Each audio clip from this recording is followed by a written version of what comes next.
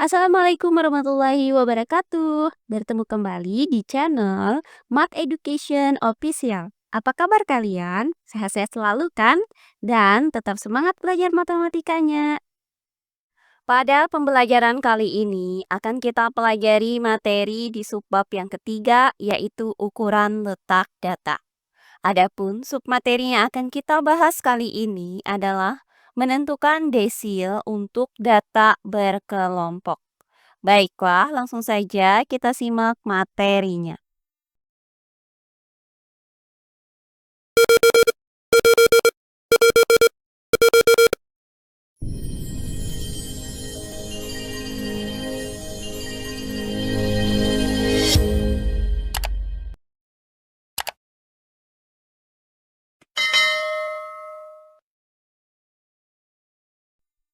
Ukuran letak data. Nah, kali ini kita masih membahas submateri yang kedua, yaitu desil. Adapun materi yang akan kita pelajari adalah menentukan desil pada data berkelompok. Nah, seperti yang sudah kita ketahui sebelumnya, bahwa desil itu membagi data terurut menjadi 10 bagian yang sama besar dan memerlukan bantuan 9 sekat.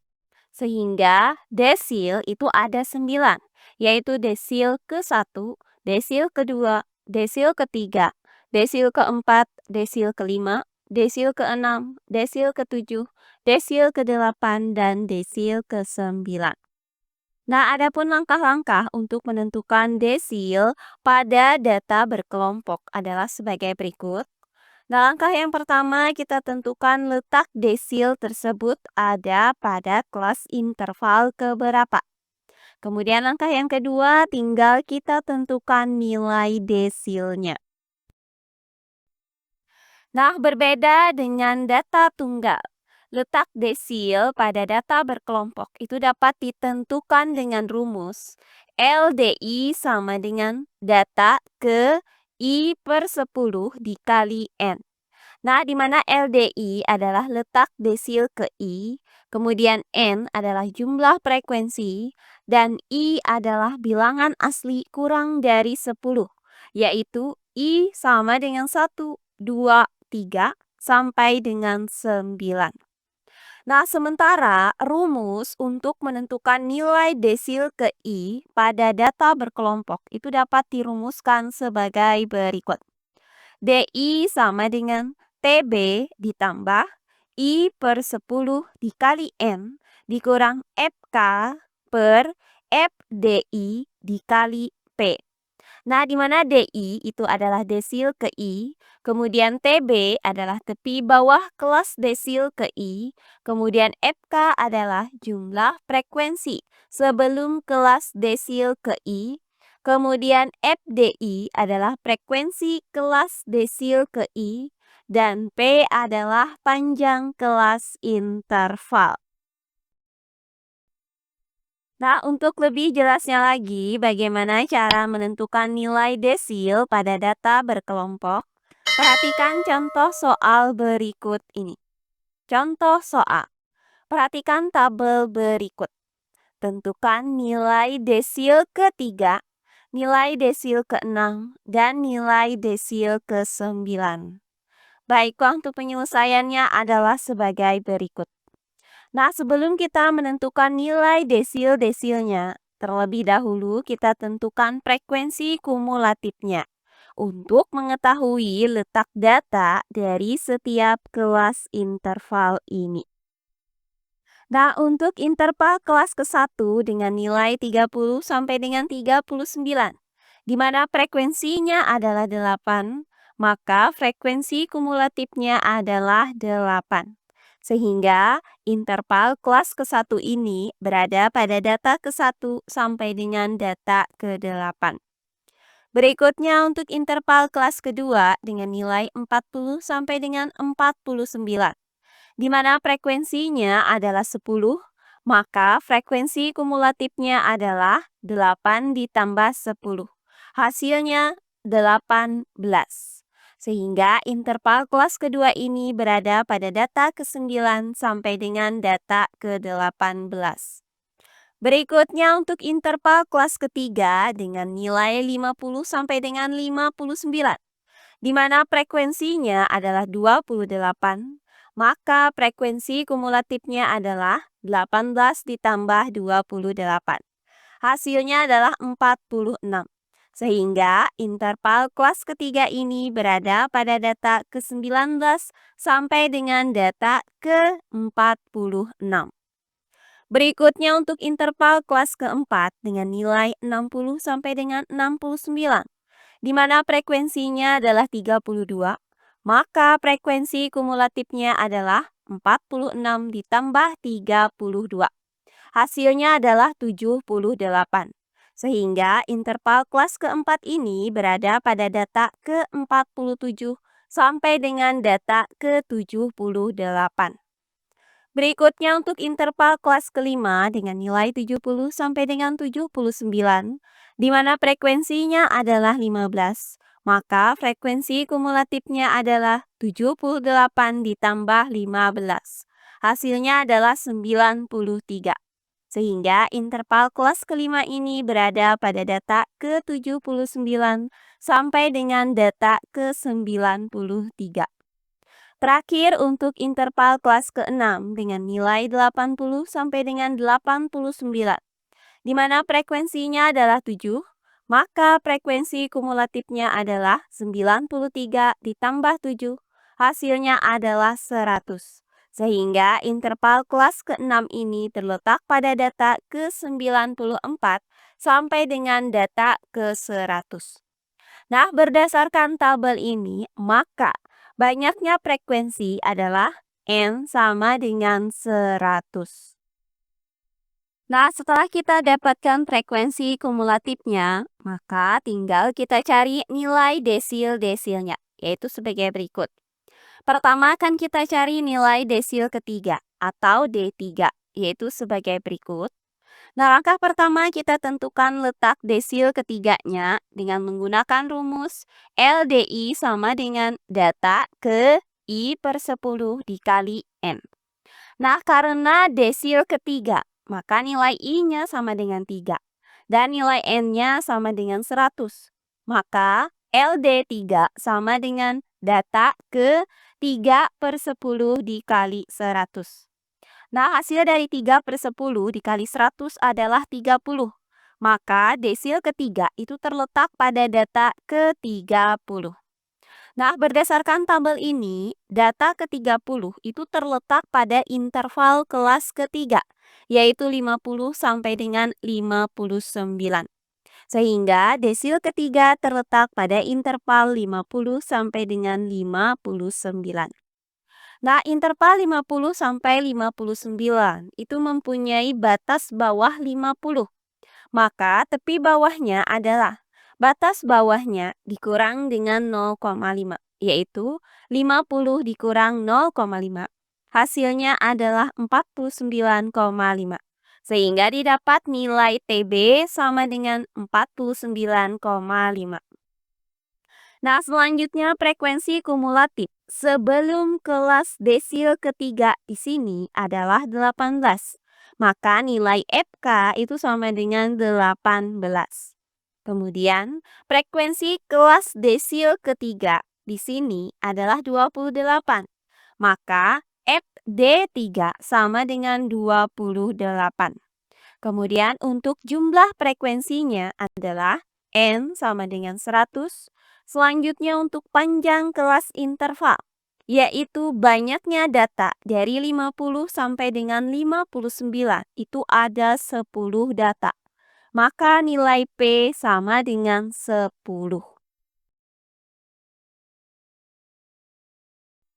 Nah, setelah didapat nilai-nilai ini, maka langkah yang kedua tinggal kita tentukan nilai desil ketiganya.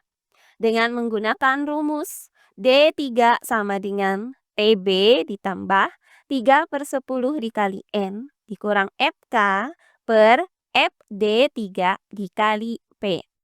Nah, selanjutnya tinggal kita substitusikan nilai-nilai ini ke dalam rumusnya.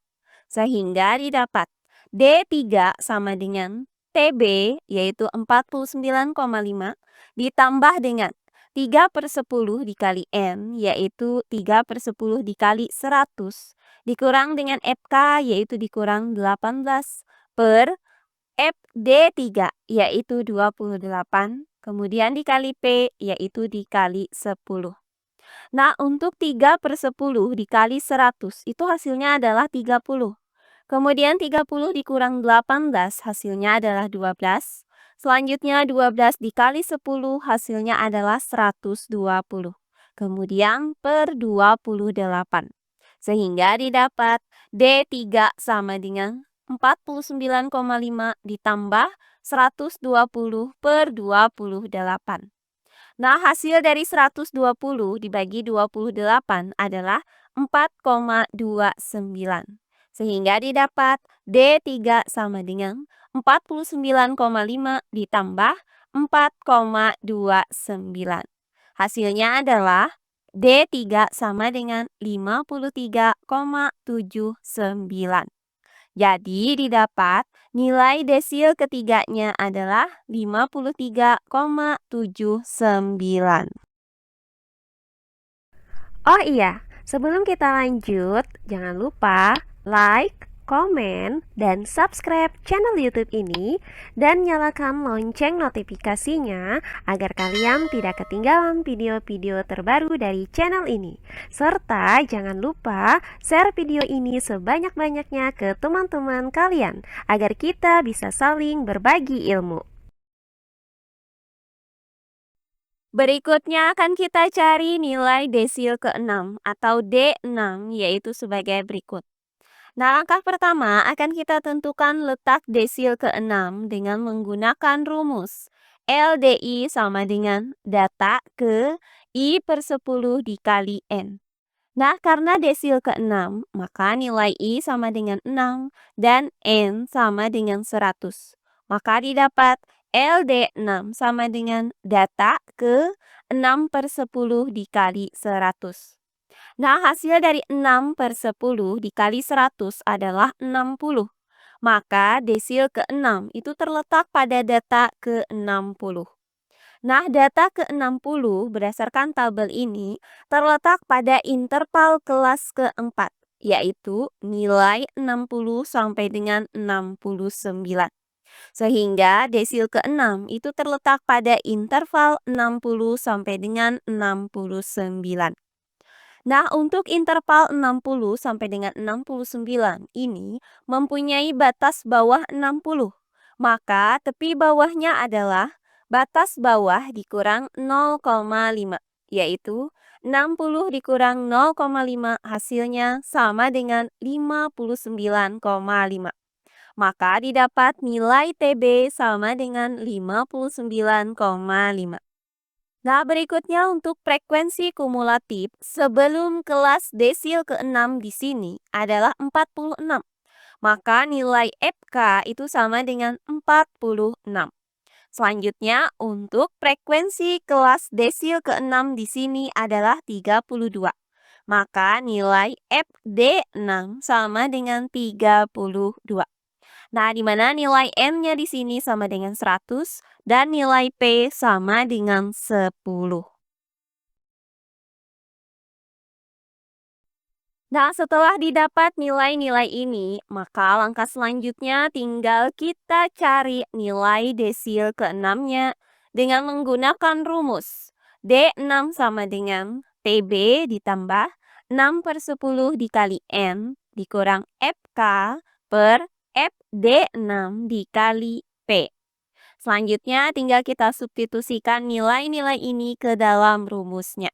Sehingga didapat D6 sama dengan TB yaitu 59,5 ditambah dengan 6/10 N yaitu 6/10 dikali 100 dikurang FK yaitu dikurang 46 per FD6 yaitu 32 kemudian dikali P yaitu dikali 10. Nah, hasil dari 6/10 dikali 100 adalah 60. Kemudian 60 dikurang 46 hasilnya adalah 14. Selanjutnya 14 dikali 10 hasilnya adalah 140. Kemudian per 32. Sehingga didapat D6 sama dengan 59,5 ditambah 140 per 32. Nah, hasil dari 140 dibagi 32 adalah 4,38. Maka D6 sama dengan 59,5 ditambah 4,38. Hasilnya adalah D6 sama dengan 63,88. Jadi didapat nilai desil ke-6-nya adalah 63,88. Nah, terakhir akan kita cari nilai desil ke-9 atau D9, yaitu sebagai berikut. Nah, langkah pertama yang akan kita lakukan adalah menentukan letak desil ke-9-nya dengan menggunakan rumus LDI sama dengan data ke I per 10 dikali N. Nah, karena desil ke-9, maka nilai I-nya sama dengan 9 dan N sama dengan 100. Maka LD9 sama dengan data ke 9 per 10 dikali 100. Nah, hasil dari 9 per 10 dikali 100 adalah 90. Maka desil ke-9 itu terletak pada data ke 90. Nah, data ke-90 itu terletak pada interval kelas ke-5, yaitu nilai 70 sampai dengan 79. Sehingga desil ke-9 itu terletak pada interval 70 sampai dengan 79. Nah, interval 70 sampai dengan 79 itu mempunyai batas bawah 70. Maka tepi bawahnya adalah batas bawah dikurang 0,5, yaitu 70 dikurang 0,5 hasilnya sama dengan 69,5. Sehingga didapat TB sama dengan 69,5. Nah, berikutnya untuk frekuensi kumulatif sebelum kelas desil ke-9 di sini adalah 78. Maka nilai FK sama dengan 78. Selanjutnya untuk frekuensi kelas desil ke-9-nya di sini adalah 15. Maka nilai FD9 sama dengan 15. Nah, di mana nilai N-nya sama dengan 100 dan nilai P sama dengan 10.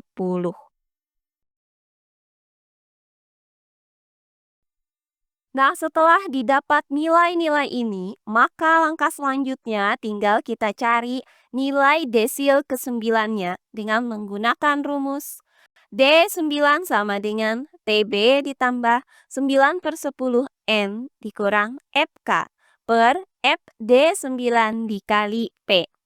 Nah, selanjutnya tinggal kita substitusikan nilai-nilai ini ke dalam rumusnya. Sehingga didapat D9 sama dengan TB yaitu 69,5 ditambah dengan 9 per 10 N yaitu 9 per 10 dikali 100 dikurang dengan FK yaitu dikurang dengan 78 per FD9 yaitu 15. Kemudian dikali P yaitu dikali 10. Nah, hasil dari 9 per 10 dikali 100 adalah 90. Kemudian 90 dikurang 78 hasilnya adalah 12. Selanjutnya 12 dikali 10 hasilnya adalah 120. Kemudian per 15. Sehingga didapat D9 sama dengan 69,5 ditambah 120 per 15. Nah, hasil dari 120 dibagi 15 adalah 8. Maka D9 sama dengan 69,5 ditambah 8. Hasilnya adalah D9 sama dengan 77,5. Jadi didapat nilai desil ke-9-nya adalah 77,5. Nah, dengan cara dan langkah-langkah yang sama, maka kalian bisa menentukan nilai desil yang lainnya.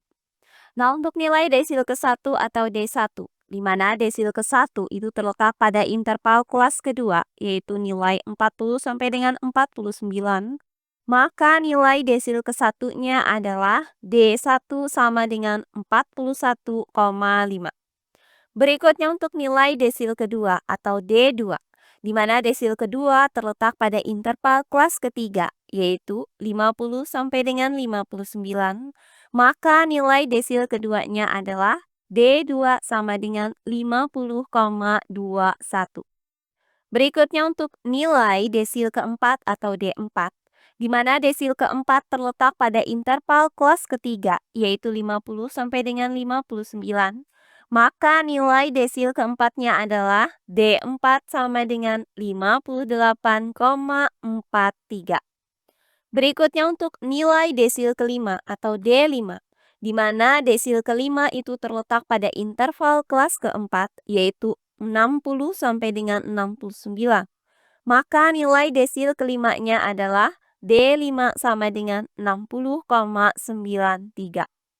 Berikutnya untuk nilai desil ketujuh atau D7, di mana desil ketujuh itu terletak pada interval kelas keempat, yaitu 60 sampai dengan 69. Maka nilai desil ketujuhnya adalah D7 sama dengan 67. Terakhir untuk nilai desil ke-8 atau D8, di mana desil ke-8 itu terletak pada interval kelas kelima, yaitu 70 sampai dengan 79, maka nilai desil ke-8-nya adalah D8 sama dengan 70,83. Nah, demikian pembelajaran kita kali ini di subbab yang ketiga, yaitu ukuran letak data. Untuk submateri, menentukan nilai desil pada data berkelompok. Semoga penjelasan dari saya mudah dimengerti oleh kalian semua. Jika ada yang kurang dipahami, silahkan kalian tulis di kolom komentar. Baiklah, untuk pembelajaran kali ini saya cukupkan sampai di sini. Bertemu kembali di pembelajaran kita berikutnya. Akhir kata saya ucapkan wassalamualaikum warahmatullahi wabarakatuh.